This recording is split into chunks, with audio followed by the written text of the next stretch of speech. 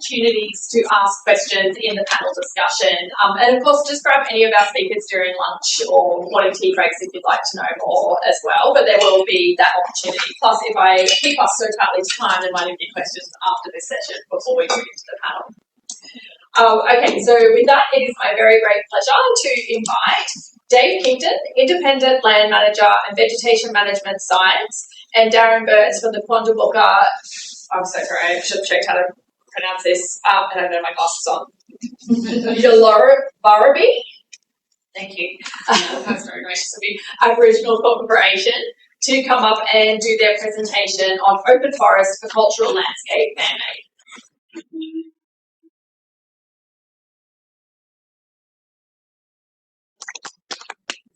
I know you want to throw lots of just up and down arrows, and you should have laser pointer. Would you like laser pointer? Yeah. Yeah, just these two. Laser pointer is just for that guy. Good to see a good turnout today for this gathering. I guess we're here today. It's Darren Burns, Senior Quandamooka Land Manager from Minjarrabaa, and parts on the mainland. We've worked together since 2014 wildfires and a bit before that, but I guess what we're here to do is to suggest that open forest, that is woodland open forest, tall open forest, very tall open forest, are all manufactured landscapes. That's the thrust of what we're here to say. A few pictures just to start us off. Cypress country in the left hand on Minjarrabaa, managed country, remanaged now, I might say. Country down at Mount Barney, forest country there that's been managed using fire for the last 5 generations of whitefellas on top of what they learnt from the people that were there before the white people went there. Main range, this side, managed forest country that went through the 2019 fires looking like it did before the 2019 fires, and a little picture of what we call good fire on the right hand side. Okay, it's a very brief history lesson. I'm sure a lot of people don't need to know this, but we pointed out early pictures of Australia in the early 1820s, just north of Newcastle, the Warramah country and some other country that we're dealing with. A fellow called Joseph Lycett, a convict that was exported for forgery, I believe, was targeted to paint some pictures, as it were, of the landscape. In other words, the photographs of the day. So he painted his pictures, and in those pictures, any of us that have been in fire for a while will see that fire is a major component of the landscape image. Often used for hunting on the right. The left-hand side here, you can see there's a fairly significant fire over the back of Sugarloaf. These are no-brainers for those of us who know what we're looking at. Again, seemingly innocent pictures containing real information about the early 1820s. The lap-laps, I might add, were all added, I believe, because it was improper to have unclad people in images. The rest of it's real. Again, some significant fire moving through the landscape at the back on this one. And even though there are a lot of clouds in this photo, any of us in the business know there's fire in that picture as well. I keep barreling along because time's limited. Okay, 1770. Banks and Cook pulled in at what's now called 1770, obviously, and in Russet Bay, and they took a little excursion into the woods, and a couple of brief statements out of this. Banks noted that the great variety of plants, though the plant cover was not thick, relevant statement by Mr. Banks. Cook commented to say that dry sandy soils, woods free of undergrowth. Think of those two statements as we move forward. I went up there in 1770 to look for some of that country they'd walked through, knowing that some of it had not been cleared. And in behind the Parks Office is one of the places where the landscape hasn't been cleared, is that it stretches back across the woods where it meets the housing. And woods free of undergrowth? No. You've got to push your way through that understory. So what was open, free of undergrowth, is now closed. Interestingly, there are a few species, not got time to talk about that at length, but there are a couple of species in there that are native species. All of them that we see there, pretty much all of them are native. So the interaction is not about weeds, it's about what changes in vegetation structure associated with land management. I'll hand over to Darren to talk about this. This is fast forward through onto Minjerribah, post the 2014 fires, relevant input from Quandamooka. Thanks, Dave. So the picture we've got there is a swamp, the edge of a swamp on Strub Road. So it's important to understand when we get a fire on Strub Road, we have valleys on Strub Road that run southeast to northwest. So prevailing winds being southeast, so the fire will sweep from one corner of the island to the other, pretty much totally for the whole island. This is an example of how thorough the fire will burn in the landscape. That's a big swamp mahogany, and of course that tree will survive and come back, but you get enough hot fires in which we're all in agreement they're getting more frequent and more hotter. We'll lose big trees like that.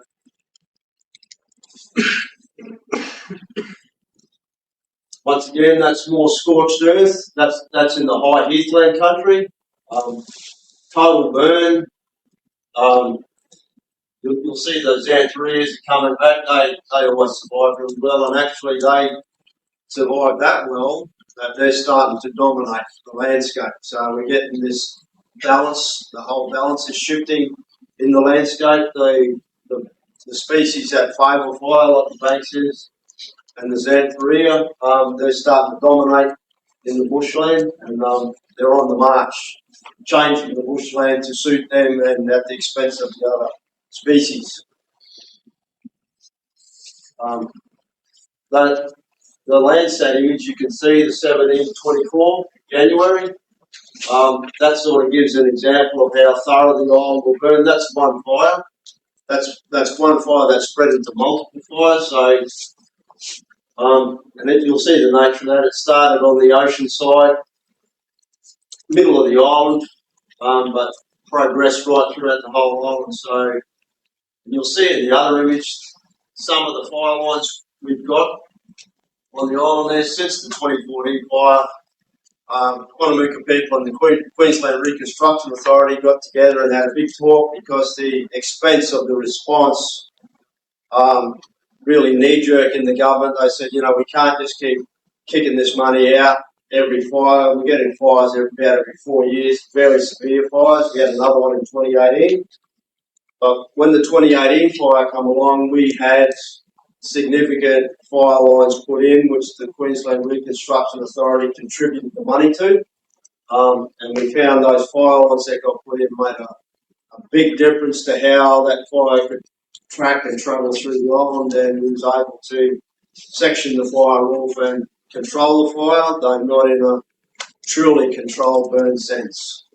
But we're slowing it down because what we're finding is, as Quandamooka people and practitioners like Dave, we're losing the original remnant landscape that was set up by our ancestors for 40,000 years on Australia. We've got scientific evidence that we've been there.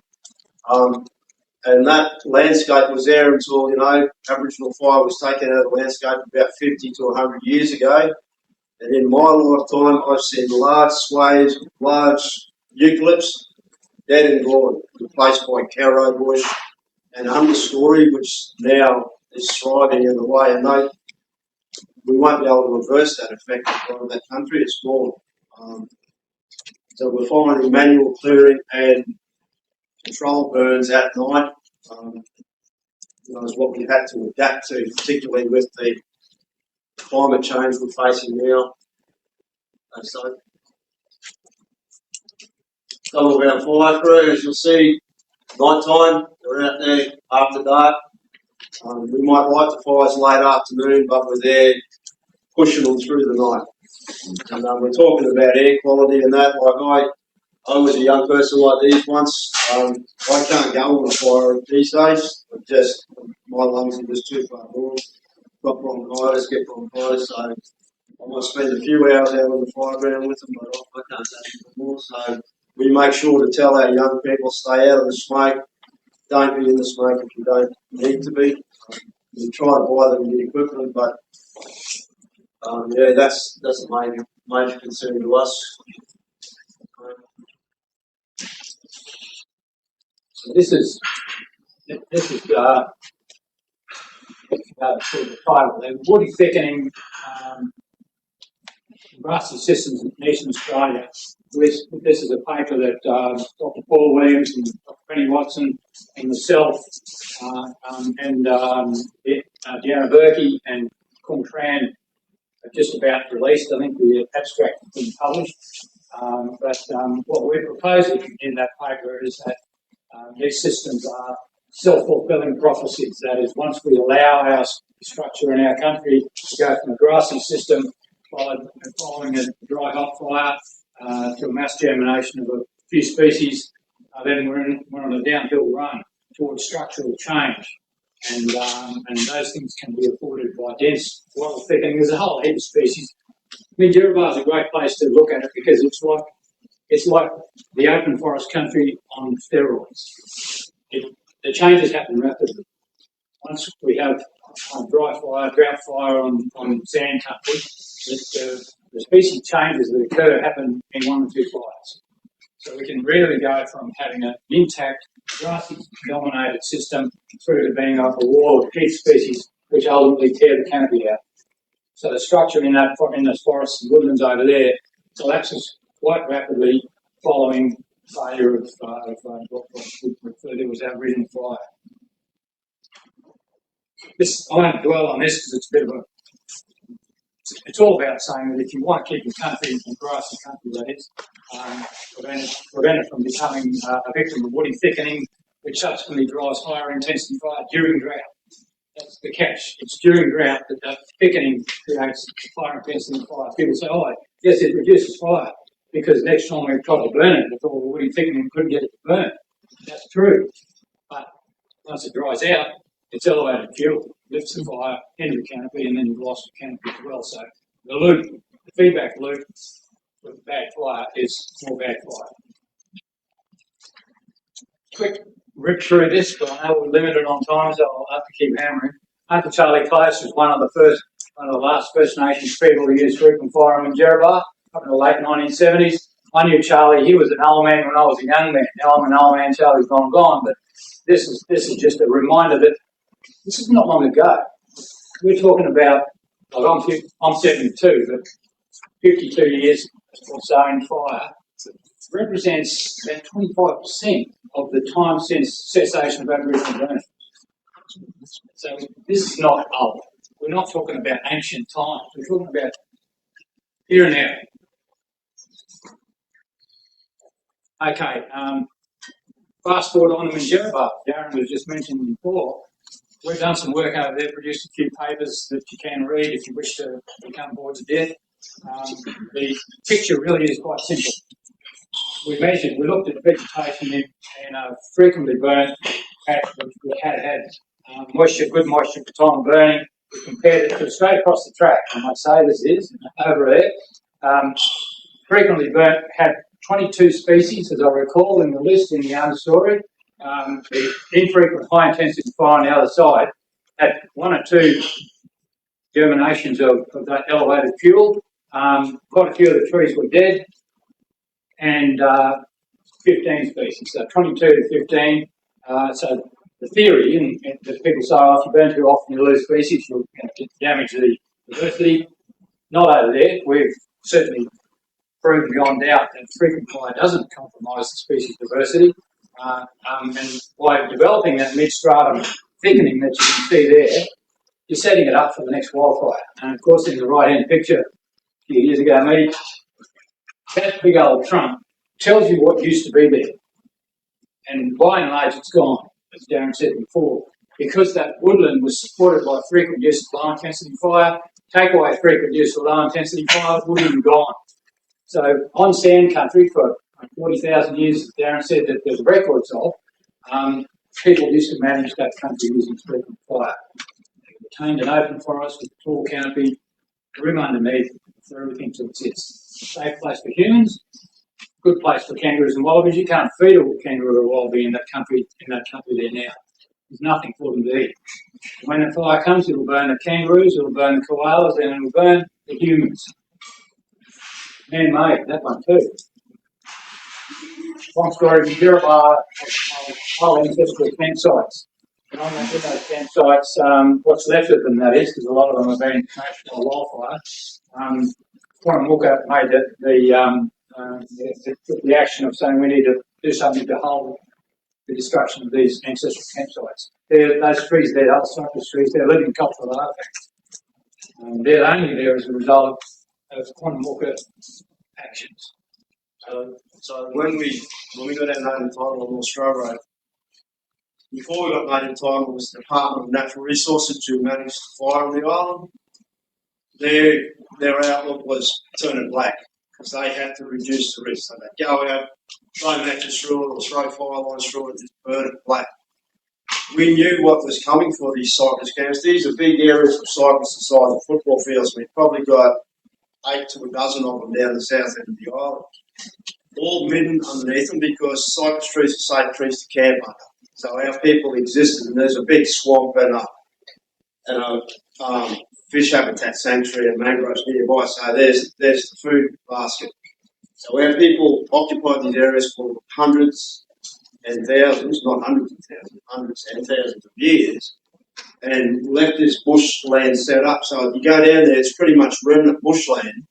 But we found all these other species because of the fires that got in amongst it. So the rangers went down there and manually cleaned underneath these trees so that they wasn't going to become victims of fire because cypress doesn't want fire.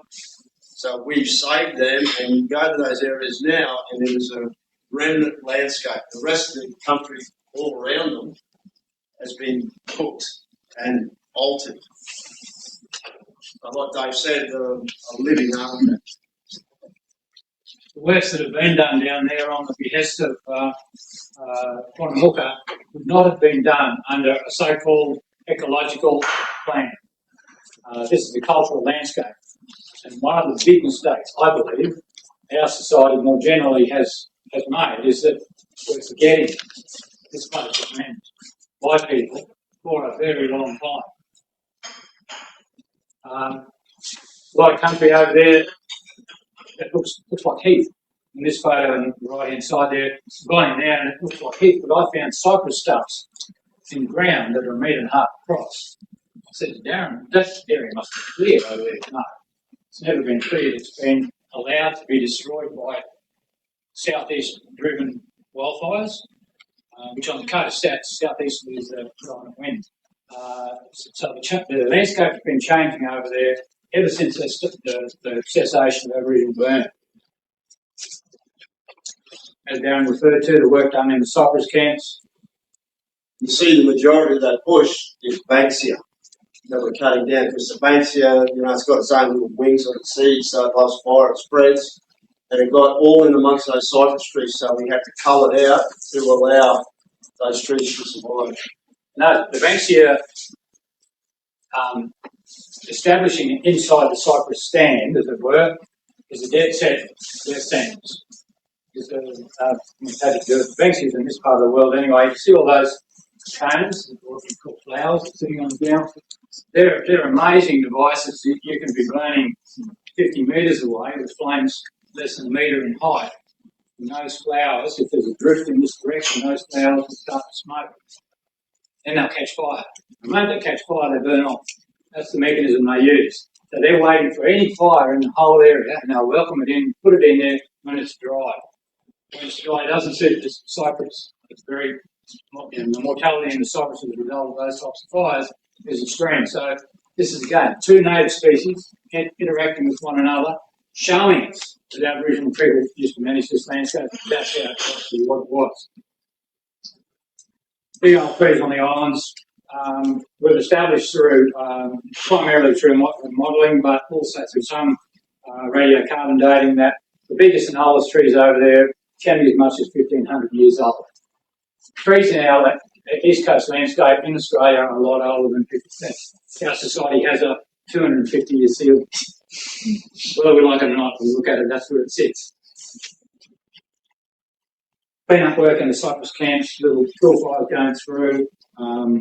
It's a great experience. Just behind those fellas there, you can see mostly the cactus through there, but a great stack of thickening that was in the foreground that was taken out. Another decent fire off Swan Bay, and that cypress camp would have been gone, obliterated in one more fire. Another structural picture that shows us very clearly what's happened since European impact on Aboriginal burning. This is a swamp, 18-mile swamp, it's the name implies, it's a big swamp. Since the cessation of frequent fire, the swamp has become populated by Melaleuca quinquenervia, which, once it populates a sedge land, it brings with it its own suite of sedges, mostly Garnia, cut grass.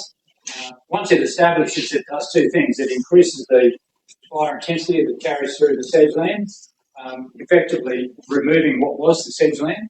You can see in this photo over here, this is a recent photo following the last couple of weeks when another 2,500 hectares of that swamp were burnt, intentionally obviously, for the first time I believe since the last time Aboriginal people would have burnt it, which would have been somewhere around 1900 or so. Because let's not forget that the southern half of the island's been locked up to Aboriginal people by mining for a long time. I couldn't go there for their own country. It did burn in 2018. Yeah, that's a wildfire. Yeah. So again, culmination of using cultural imperatives for burning, supported by contemporary methodology. In this case, it's an 18-mile swamp. It's not a pretty place, and you don't want to be walking through it while in country. In the old days, people could walk through it, it was all sedgeland. It wasn't inhabited by the massive volume of Melaleuca. But still the dead sticks there, that's all Melaleuca. That successfully now, through 3 fires, and the last one being the unintended one, it does a couple of things. It protects the sedge land, which ultimately means that sedge land then will burn at lower intensity. And it also protects this thing, which you can see through there. That's what Quandamooka called a land bridge. It's a high-up dune, obviously, with quite diverse vegetation on it, which needs protection from extreme fire. The wildfires that run through there really damage those systems. They also damage the littoral rainforest and the 80-mile swamp water holes. So that land bridge we're looking at, in the ancient geomorphological sense, and that swamp was still evolving and it was still sand dune, our people lived out on that land bridge. That land bridge is chock-a-block midden, as is most of the island, but in the middle of that swamp, that land bridge, it's full of midden, and as such, it was a bridge between the ocean beach and the island proper, where our people could walk from one side of the island to the other before lunch. We've done it ourselves today, just to, in open country, to see how effective that was, because what we find is we've got ocean shells on the inland middens and we've got inland shells in the ocean middens. So they didn't just sit at the beach and eat what we call yoogouris, they traversed. So we've got those old landscapes where we're following and trying to align our burning practices with. Same story. There's a place called Peel Island or Yoolooburrabee, just beside Australia. And on that island, if you ever get there, it's a great place to walk through with the mindset of 2 landscapes in one. Because prior to European arrival, it was managed obviously by Quandamooka people, and through their constant use of fire, they kept that landscape open. All the old trees are leaning southeast to northwest. Why? Because that's the prevailing wind. So the landscape was open enough to mean those trees had a lean on them. Prior to following cessation of burning, there's a mass germination of cypress, elytris, and they're all straight up and down. They're actually progressively killing all those big old trees. So you've got pre-European, post-European. Of course, because that cypress is so thick, there's always the chance that someone will have a campfire escape and the whole lot will go. Structure again. Work in the 20s, in the 18 miles long, saw the land management in this country on this side, tested in 2017-18, got a wildfire again, another lightning strike in the 18 miles long. It's a frequent phenomenon. About every 4 years you get a lightning strike in the 18 miles long. So again, this dream of coming along and saying, as a society, we've decided that we won't have fire. We won't have any fire in this landscape. We've made a call. You don't like smoke, you don't like fire effects, we'll have no fire. You're going to get it whether you like it or not. So in that case, the work that's been done in the cypress camps down in here meant that when the fire came through, it was moving all right. I was over it when I took this photo, and we had flames, probably 40 metre flames in the Yoolooburrabee country in the swamp. You see a little bit of it there that seems to go in pulses like a steam train. And it trickled through the cypress camps that have been managed, had little effect, but easily managed. This is another landscape. How am I going for time? How are we going for time today? I've given you guys free reign. We get to listen to scientists all the time. We don't get to listen to fire practitioners anywhere near enough. This is another patch of country down at Mount Barney. People know where that is. As a fire investigator, when I worked for Forestry and Parks for many years, I investigated numerous fires burning into the national park down at Mount Barney, coming from adjacent grazing properties. And people were really keen to prosecute these people. And I went down there 30 years ago to investigate the first fire. And when I finished my char and burn patterns and looked at where the fires had been started, I stood down on the Mount Lindsay Highway and looked at both sides of the road. Oh my goodness. This country on the east towards Mount Lindsay, it's been burnt by these vandals, the graziers that have been burning it often, is beautiful, healthy. Everything's there. The other side was a mess. So that I'm going to go and prosecute these people for breaches of the Wildlife Service Act because they burnt the national park. It's the best of the national park we've got. This is the picture that was there back then. This is that Mount Lindsay Highway, needless to say. National park both sides, I might say. Hardgraves is the name of the family. Hopefully they don't end up in criminal as a result of all this. The country on the right is this country, frequently burnt by the hardgraves. The country on the left has Bowman-associated dieback, and the understory is very unhealthy. Doesn't support kangaroos and wallabies, and is a bomb in terms of a wildfire.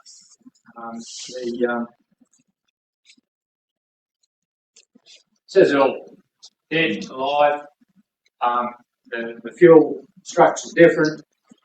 After the 2019 wildfire, I contacted Paul Lems, who worked with us on Yoolooburrabee, and Fanny Watson, a long-standing friend who's a PhD in fire ecology as well.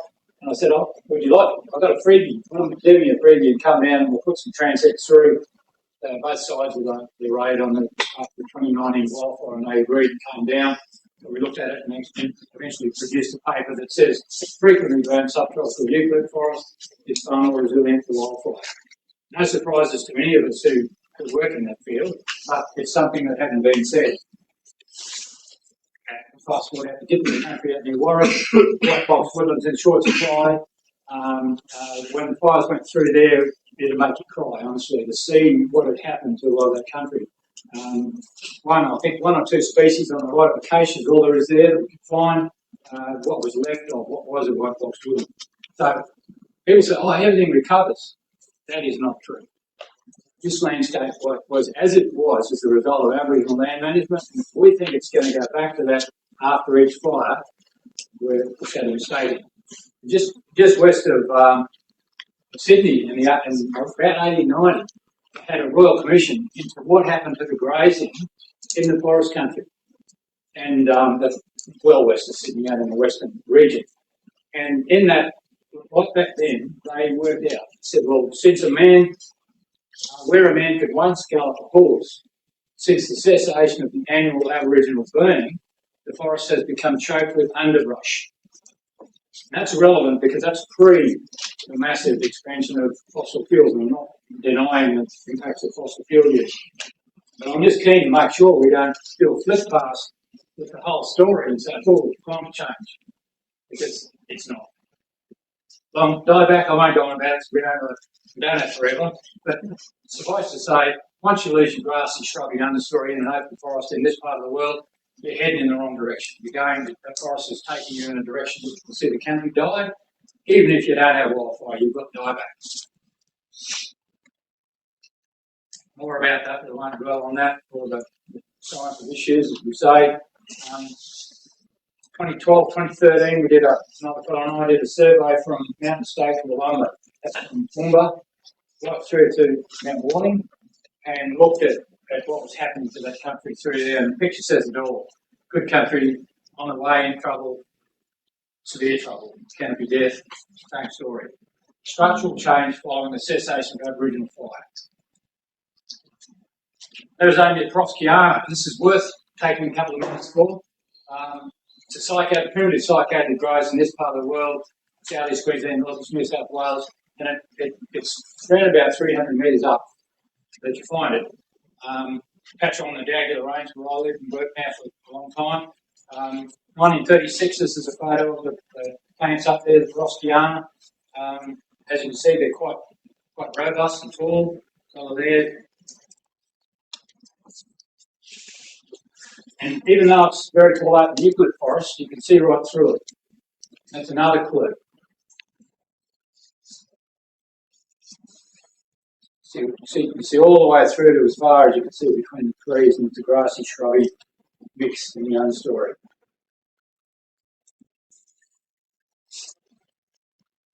Process ferns. In 2000, I started looking at this. I've been looking at this thing. The cycad experts have been going up there and doing all these measurements for years. Fascinating stuff. Process ferns became an interesting component in the play between these two native plants. Process ferns established themselves in the structure on the stem of the Proskiana. Progressively, they kill the Proskiana. So you've got a plant that's told by the cycad experts. The tall ones are probably 1,000 years old. So we've got a plant that's been there for all those years under Aboriginal land management. Suddenly, in the last 100 or 150 years, we've got a relationship change. Lantana becomes an issue, of course, crowding out the plants. So what do? It's a big area. You can't fix it by hand. Not that you can fix it by hand. I discovered that the crow's fern drives its roots into the porous structure of the cycad. You can't cut them off even if you want to. So it's not an easy fix, but we've learned it. Figuring that fire had to be the issue, burn it, looks like a Holocaust. People look at that and say, oh, what have you done? That was Anya in the middle there, with the arms all sitting up. Burn, kill the crow's nest ferns. Shortly after, the Leprosomia is sprouting back, the lantana's dead. 2 months after the fire, 3 months after the fire, that's what the landscape looked like.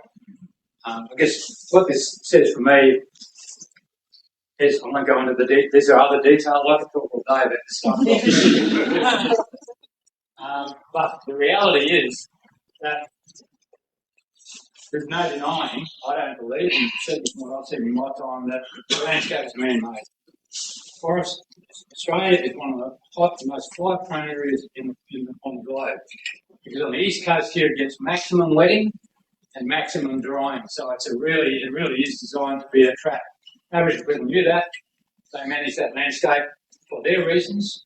And I believe that's what we inherited when we turned up as Europeans. And when we look to work out how we manage that process, we must, I believe, refer to Aboriginal land management. Thank you.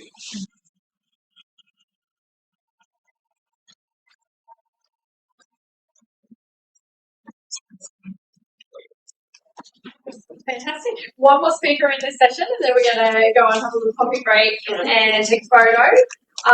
So it is a pleasure to introduce Professor David Bowman from the University of Tasmania. He'll be talking about practical and sustainable pathways to community coexistence with bushfires. Update on ARC Laureate program.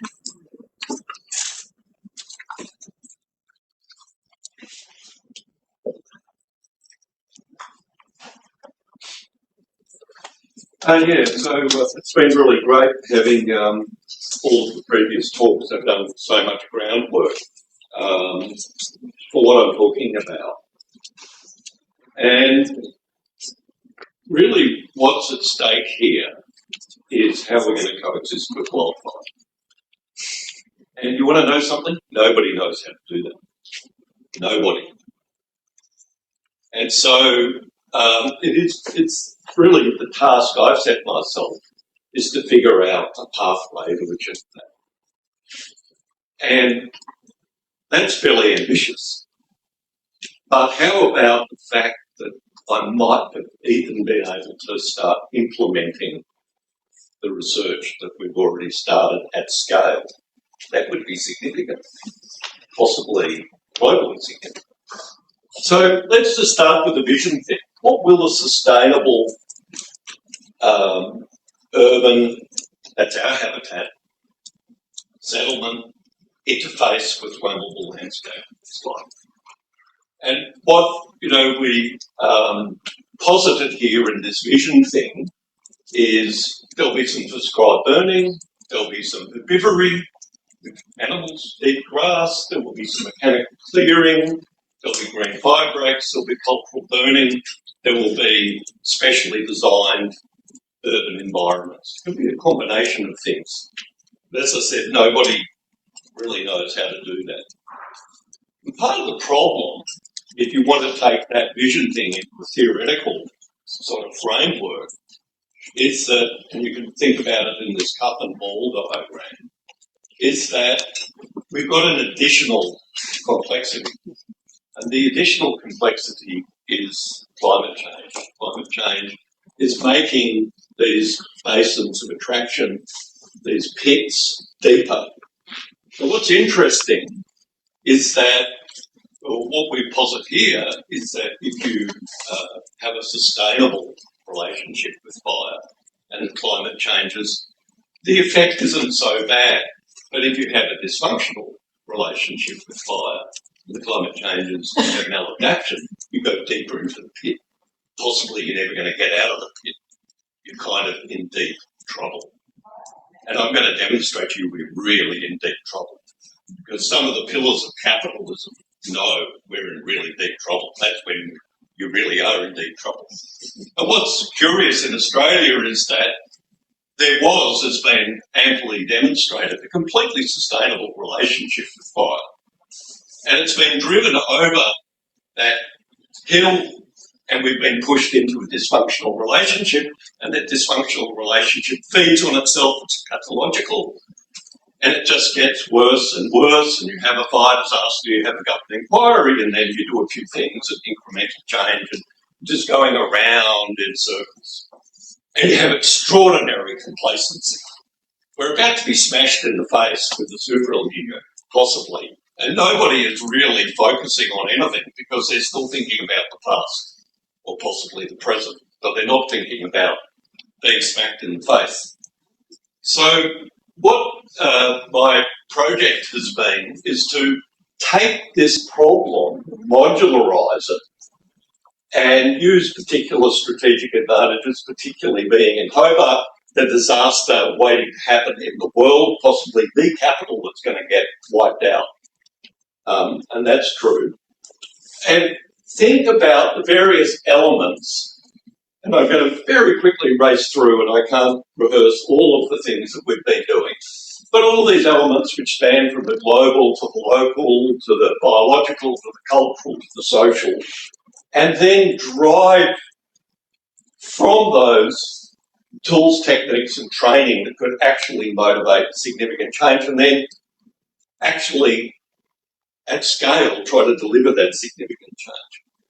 So let's just very quickly race around this global analysis.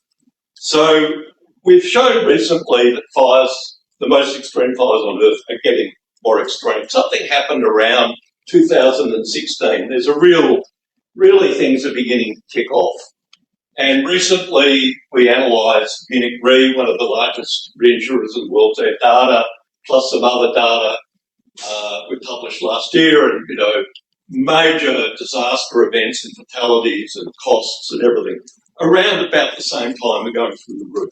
The insurers and the reinsurers are terrified by this. Insurance works because it's a steady state system. If it's not steady state, then insurance has a real problem, because how do you factor risk? So there's, and we work with mini grid at this data. So let's have a look at some of the things going around. One of the really fascinating things in the relationship, what we would call in fire management the doctrines. And the US and Australia have very different doctrines. In the US, the doctrine is evacuation and suppression. They have firefighting air forces, firefighting armies. In Australia, we do fuel management and building codes. Interestingly, shelter in place is not really a thing. That's what we would do for typhoons and hurricanes, and if you live in Darwin, you've got a cyclone shelter. The consequence of that, we are catching the American disease, is that if you evacuate, you lose houses. So there's this incredibly high house loss. They save lives, but they lose houses. But what's your life like after you've lost your livelihood in your house? Go and talk to people in LA, because they're experiencing that. I think 10,000 houses or so being wiped out. So there are some rules that are being used to adapt, and what we call the 100-metre rule. We were able to show, looking at house loss in New South Wales, it's actually a pretty good planning rule until it isn't. Under catastrophic fire weather, you actually start losing houses well from the bushfire-prone land, flammable landscapes. So we've been looking at Hobart. It's a particularly interesting place. Hobart, the 1967 fire disaster, in monetary terms, is still the greatest bushfire disaster in Australian history. The bushfire is the #1 natural peril in Tasmania. So 1967, there was an amazing fire that burned in a couple of hours right across the western flanks of the city. If that was to happen again, it would probably take out 10,000 houses. So what's concerning is if that's a picture of the fire about 11 days after the 67 fire, they had an aerial photo campaign. What's concerning is this, boom. And if you haven't observed that, they're actually the same photos. Massive thickening, massive thickening. The consequences of another 67 with that amount of fuel are unimaginably bad. So we have to think about flammability. We're realising that one of the big drivers of flammability is the lack of defendable space. So we've got to have a much better garden design, particularly, is the low-hanging fruit. Obviously, urban design as well, and we've developed some assessment tools where we can help people work out the risk of their gardens. So we're thinking about, we talked about prescribed burning, we've been thinking about thinning. One of the problems, we've studied some commercial thinning, which is occurring in regrowth, very similar to the regrowth behind Hobart. The problem is there's an enormous amount of debris. The problem, this is commercial, right? This isn't like just thinning, this is commercial. They're leaving 75% of what they cut down behind, which is just the biggest, they're actually exacerbating the fire risk. So we've come to cultural burning, Aboriginal landscape burning. So this sort of totally not in Tasmania. I've been working in Central Arnhem Land for 30 years, and I asked Joshua Rostrom, traditional owner of an estate in Central Arnhem Land, he's an artist, and I said, could you paint me sometime maybe a story about fire in your country? And years later, last year, he gave us this picture, and we were able to have a narrative in language, what it was about. What's really interesting, because so many people talk about cultural burning as a solution, but he is a deeply traditional man. His people never left that estate.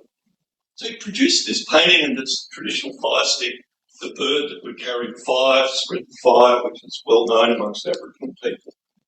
And then the top panel is so different. It's a huge fire and the bird can't go near thing and there's no fire stick. And we didn't know what this was about. We really were confused. Is this about? What's this about?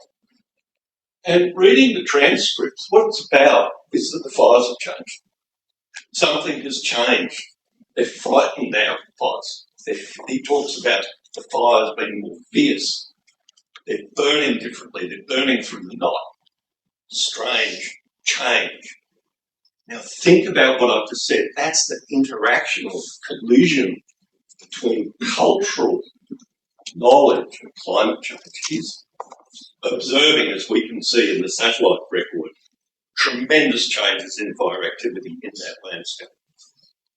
But we also see, flipping back to Tasmania, George Augustus Robinson, a terribly complex feature, tragic human being who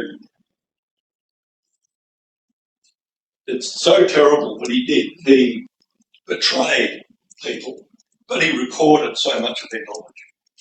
And when we follow his roots, last summer we re-followed with one of the Carlisle elders, Greg Lehman, we followed his roots, and what they were doing in a day takes us several days. You know, the country has thickened and changed so much. And then the community attitudes. So we know that the risk appetite is changing, and we know that men and women are seeing different changes and things. So how do we put all this together? We know that there are political differences. I've been given 1 minute, but I just have to keep going.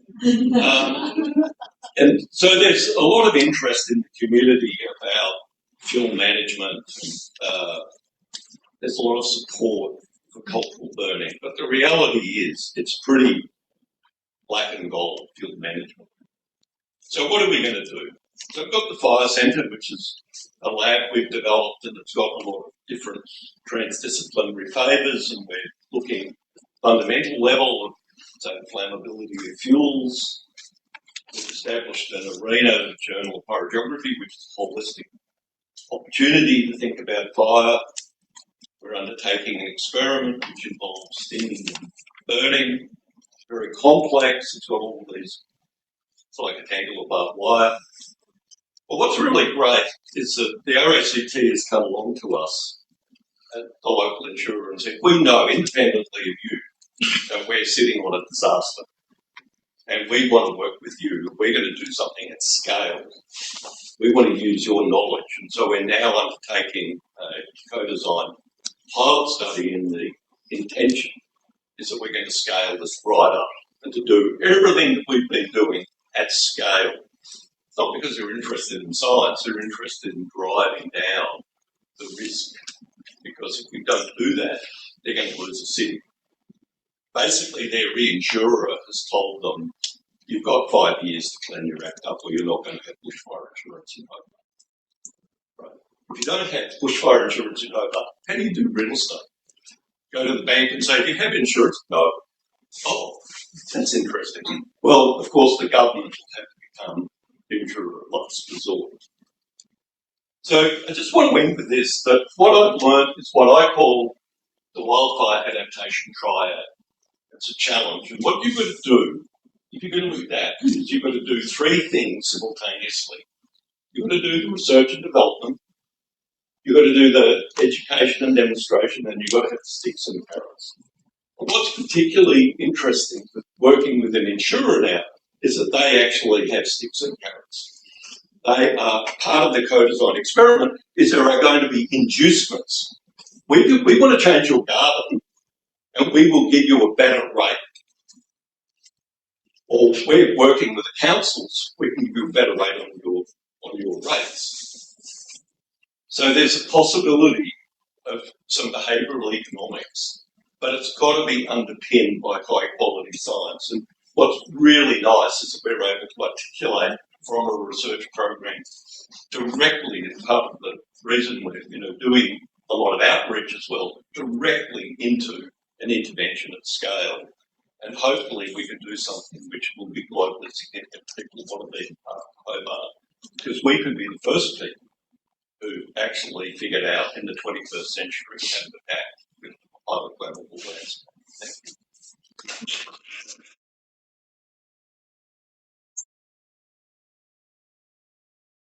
That was such a fantastic, coming back to the point right at the beginning when Lydia and I opened about different stakeholders working together to achieve this common aim and common goal. Thank you so much.